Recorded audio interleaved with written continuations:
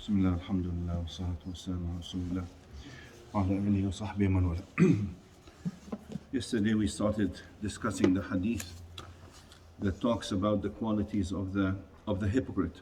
آية المنافق ثلاث وأربع من كنا فيه كان منافقا خالصا. We talked about these characteristics that the Messenger sallallahu alaihi wasallam mentioned, that they are the hallmarks of the hypocrite, and they're all based on deception and hiding the reality and showing something that's different from on the outside, that's different from the inside.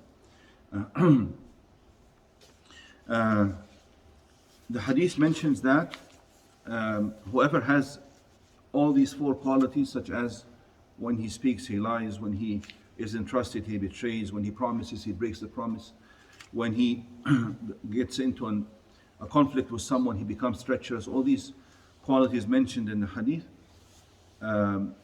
If the person has them all and has them consistently and repeatedly, because if you look at the wording, إِذَا حَدَّثَ كَذَبَ, whenever he speaks he lies, إِذَا وَعَدَ أَخْلَفَ, whenever he promises he breaks. So the hadith mentions that if somebody, this has become a constant, steady feature of that personality, then he's really a munafiq. And munafiq khalis, which means that he's really a hypocrite. وَإِن صَلَّى وَصَامَ وَزَعَمَ أَنَّهُ Muslim, even if he is praying or fasting or claiming to be a Muslim.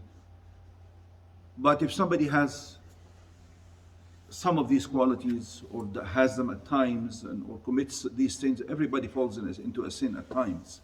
That doesn't make the person a hypocrite, just by breaking a promise or lying at one point in time. That doesn't make the person a hypocrite.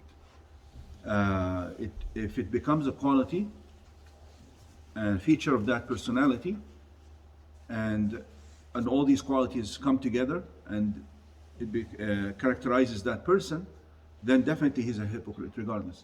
And this is important to show us that Islam and Iman are not just based on claims. وَزَعَمَ أَنَّهُ Muslim. He can claim whatever he claims. It's important when we choose people for certain positions that require that person to be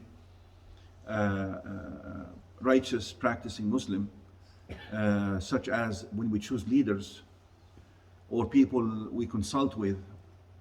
وَلَا تُطِعْ مَنْ أَغْفَلْنَا قَلْبَهُ عَنْ ذِكْرِنَا. We're told to consult with people who are close to Allah Azza wa Jal, because they have the insight and the nur and the guidance from Allah.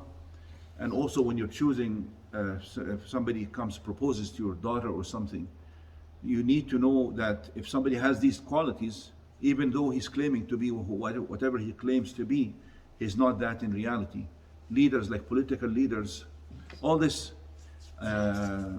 gives us guidelines as to how to choose such people as well, and to beware of people who have these features. Now, so of course, scholars said this is nifaq al-amali, it's not nifaq al-i'tiqad.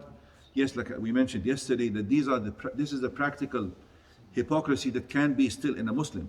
But if it becomes a constant feature, and all these features are collected in the person, he's really a hypocrite. The hadith warns, because it says, even if he claims to be a Muslim, which means that in reality he's not a Muslim. You follow? So yes, the hadith does talk about the hypocrisy in actions, but as I mentioned yesterday and today again, hypocrisy in actions can turn into hypocrisy in belief, and that person can really be a true full-fledged munafiq inside and outside. You follow? Okay.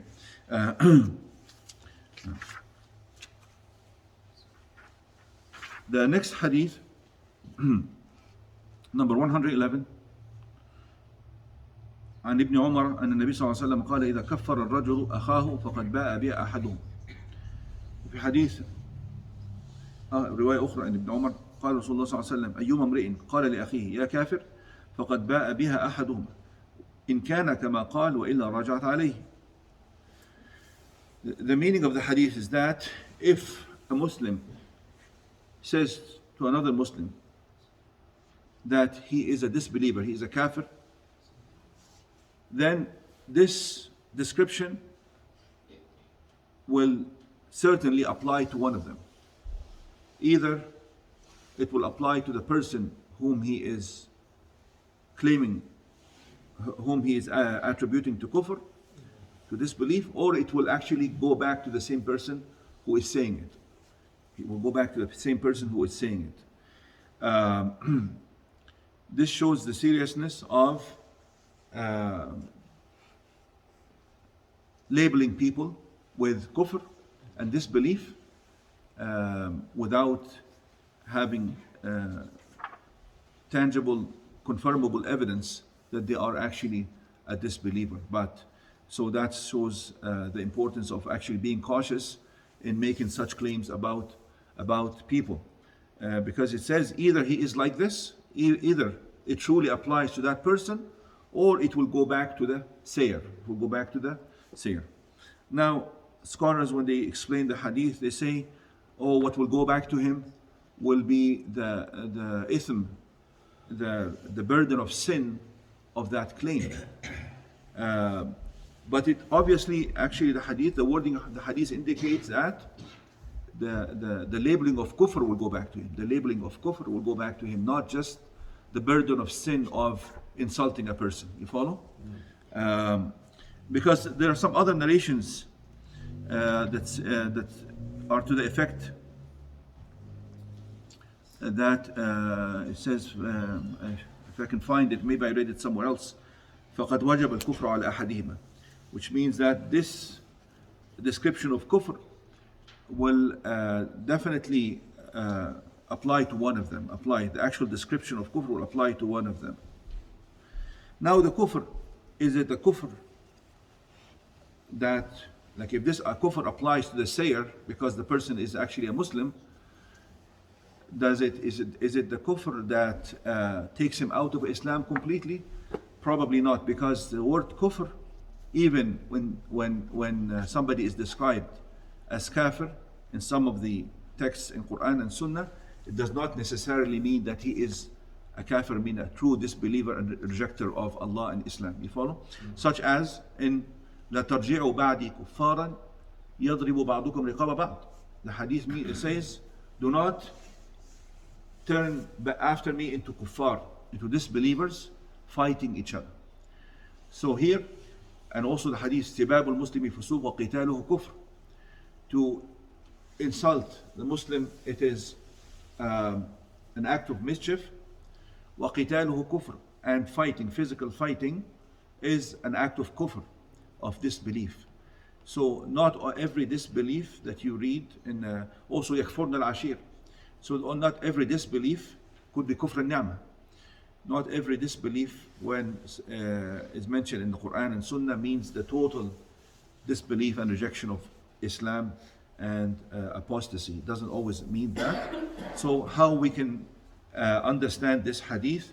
Does it mean that he is a kafir, a true kafir that has left Islam, or is he a kafir that is ungrateful to Allah Azza wa Jal, or is he a kafir because he has committed a major sin that is close to kufr? Could even, all of them are horrible. The hadith doesn't explain it, and scholars don't have any consensus on this matter. Each one of them will choose one of these explanations. So, but we can just understand from this that it is extremely evil, and it's a big problem that for somebody to call somebody else a kafir, and this person might not be as such. Now we can stop here.